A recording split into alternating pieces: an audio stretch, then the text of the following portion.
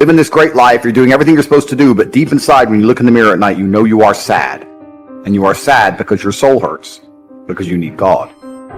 When God becomes your ally, then no mortal man is worth fear or even respect. I will destroy any mortal man on the planet. I fear one person, and that is God alone. So God just broke your heart on purpose to show you that the way you're living your life and the man you are simply are not good enough. What have you changed since? You need to get up and work so hard that even in the eyes of God, he is proud of you. God loves his creations, which show him their true potential and beauty. By getting up and trying your absolute best and becoming a man of moral standing, he will reward you and bless you. You are wasting your energy. Heartbreak is unlimited motivation. If I was heartbroken, I'd be in the gym every morning. I'd be a beast. I'd be running. I'd be working. I couldn't sleep. I'd be an absolute animal. I became me through tedious, arduous, difficult, never-ending work. You're failing God. If you were the best version of yourself and you were waking up every day trying your absolute best to be a unique and special individual, then you would not be failing God any longer, and he would not plague you with this bad luck. And you need to become a formidable force of man that cannot be replaced or replicated anywhere else on God's green earth. That's what you must do. This is going to repeat endlessly. It's a cycle that will not fucking change until you take the message from God and become the man you're supposed to be. If you wake up each day and go, I don't owe anybody anything, I don't have to prove anything to anybody, then you are a loser, because you are absolutely not incorrect. You must prove yourself to other people. You must prove yourself to God. God hates the lazy. He can't stand them. If he gives you all these genetic dispositions and these natural God-given gifts, if you have 2 arms and 2 legs and you can think, and you're not trying your absolute best, that's the reason you're not lucky. He doesn't like you. He likes the people which show him the beauty of his own creation. He likes to give somebody building blocks and them to build something amazing. It's the best thing about being a man. You get to build who you are, right? You can decide if you want to be a funny comedian or a musician or a kickboxing world champion or fight the Matrix. You can decide whatever you want to be. I've never seen anybody dedicate themselves to something completely and fail. I've never seen somebody eat right, go to the gym every day, train really hard, and not be in good shape. I've literally never seen it. The universe is extremely giving. If you actually try, and you actually want it, and you're actually not making excuses, lying, talking shit, you're going to get what you want.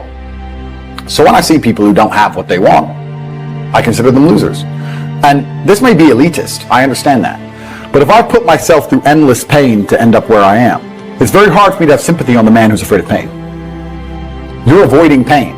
I've been through endless. I now have everything I've ever desired. You have none of the things you desire. Am I supposed to feel sorry for you because you took the easy way out? Am I supposed to look at you and go, oh, poor dude? No, you were a fucking coward. You didn't go through the shit I went through. You didn't put it on the line. So you deserve your substandard reality. Because if you actually wanted it and you actually tried, you'd have it. You could have anything you want. Universe is super giving. There's not a car I can't have. There's not a house I can't buy. If I want to go to a yacht, if I want to go to Antarctica, there's nothing I can't have. Bam. Because I've decided to become this man. It's the same for absolutely every single one of you at home. If you want it, you can have it. If you're sitting there saying, oh, but I tried my best and I still didn't get it, you're lying. You didn't try your best. That is a fucking lie.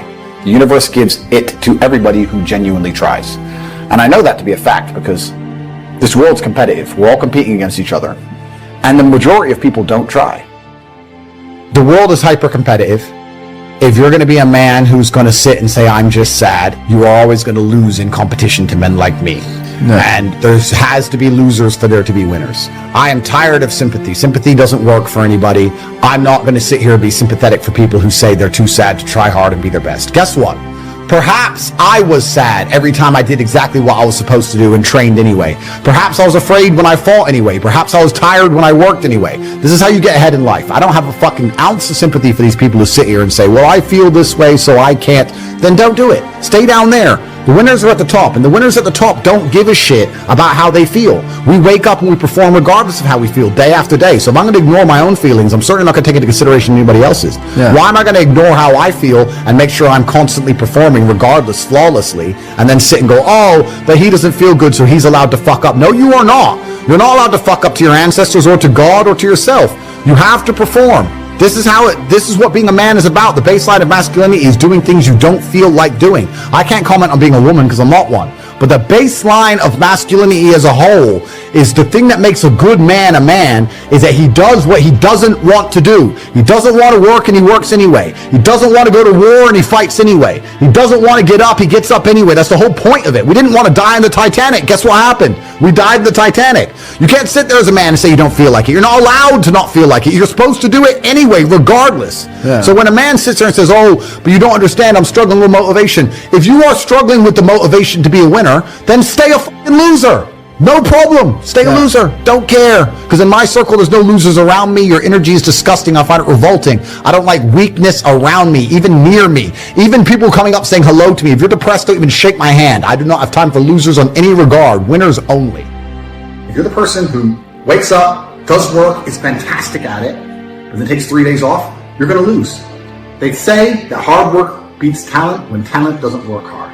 That is completely true. You have to be consistent. You have to decide.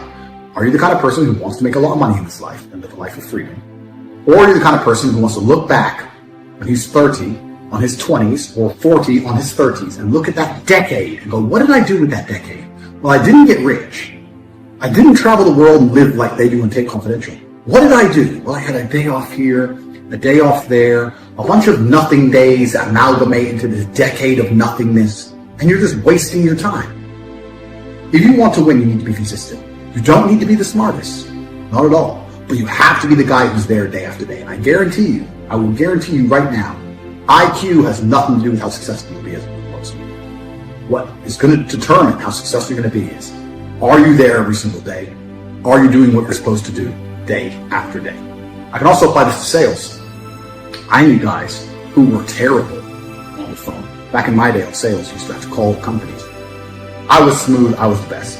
We had some other guys who were smooth. They'd land the deal, go buy a nice car, whatever, take a few days off, take it easy. We had people who were terrible.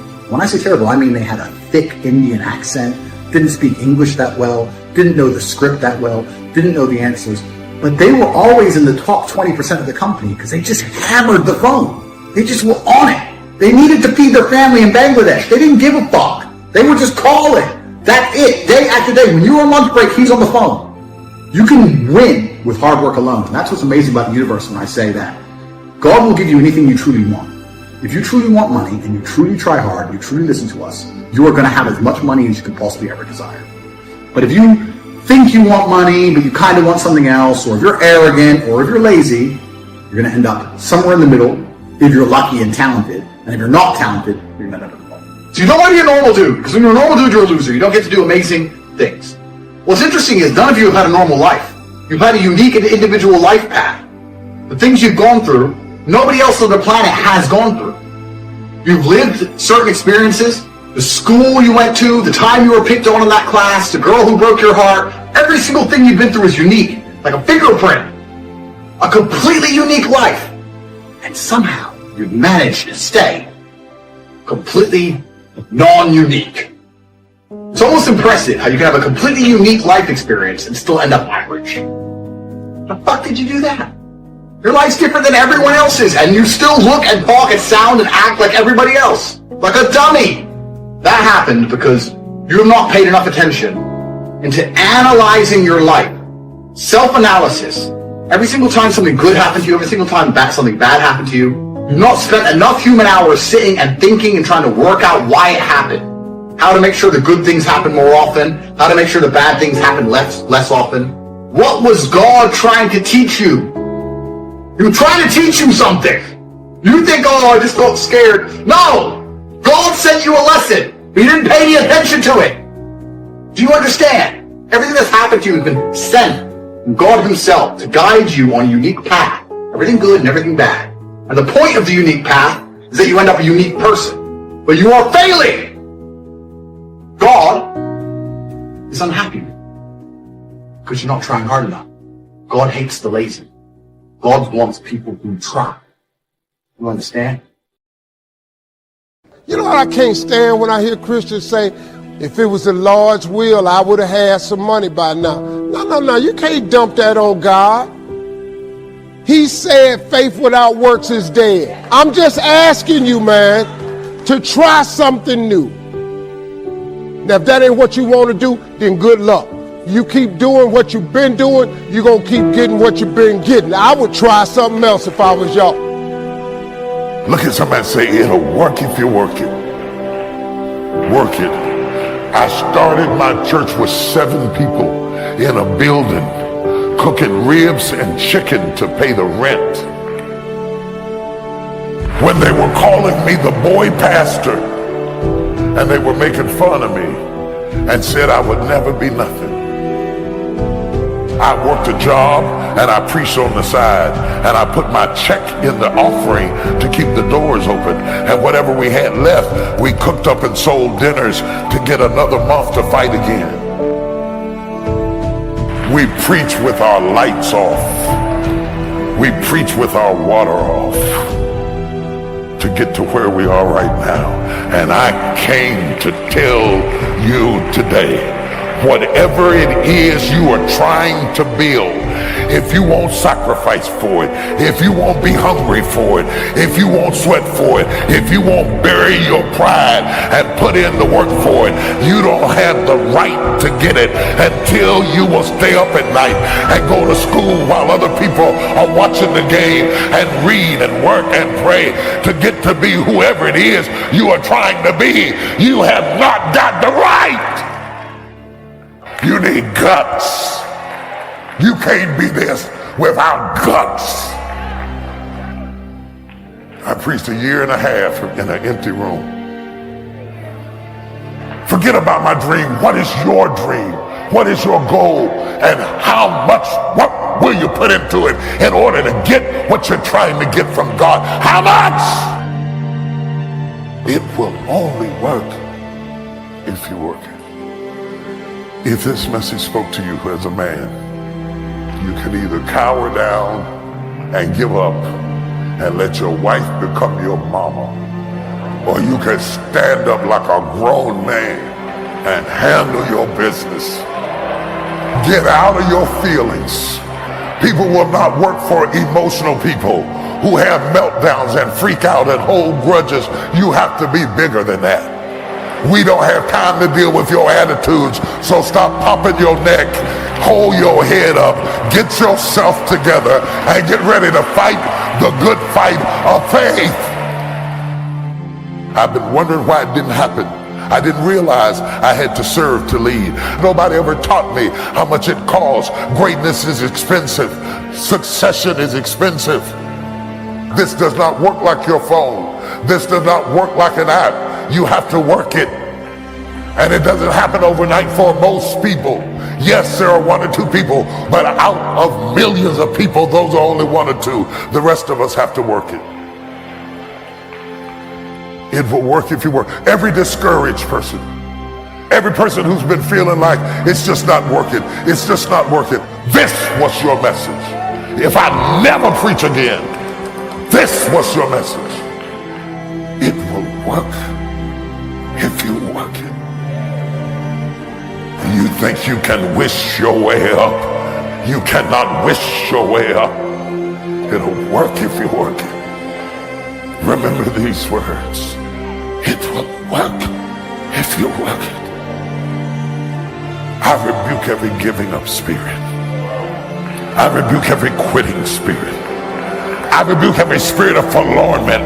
I rebuke every spirit of frustration. The devil is a lie. He's trying to talk you out of your future and tell you you cannot do what God called you to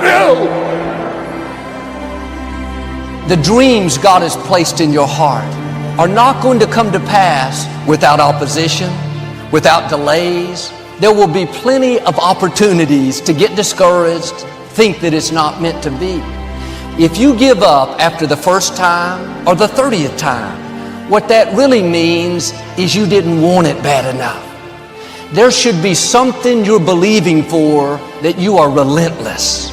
Your attitude is, if I have to believe my whole life, I'm not going to stop believing. I'm not going to settle for mediocrity. I'm going to keep pursuing what God put in my heart. Normal people would give up, but you're not normal. You want it on another level. How bad do you want what God has put in your heart? bad enough to do the right thing when the wrong thing is happening? Do you want it bad enough to keep pursuing even when circumstances say it's not going to happen? If you're overcome by problems, you let circumstances push you down, people talk you out of it, you're not going to have the strength to sustain where God is taking you. You have to be more determined than the opposition. If you give up every time things don't go your way, you didn't want it bad enough. Are you letting people talk you out of what God put in your heart? You can't get well. You saw the report. You can't start that business. Let that go in one ear and out the other. Ignore what they're saying.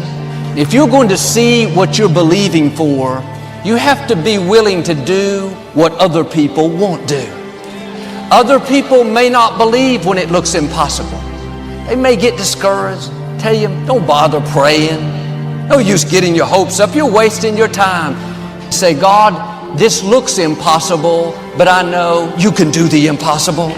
The odds are against me, but God, I know you are for me. Well, I dated 2 girls. Both of them told me I wasn't their type. I don't think I'll ever get married. You don't want it bad enough. There are several million other girls out there. How bad do you want to get out of debt? Bad enough to not buy things you can't afford?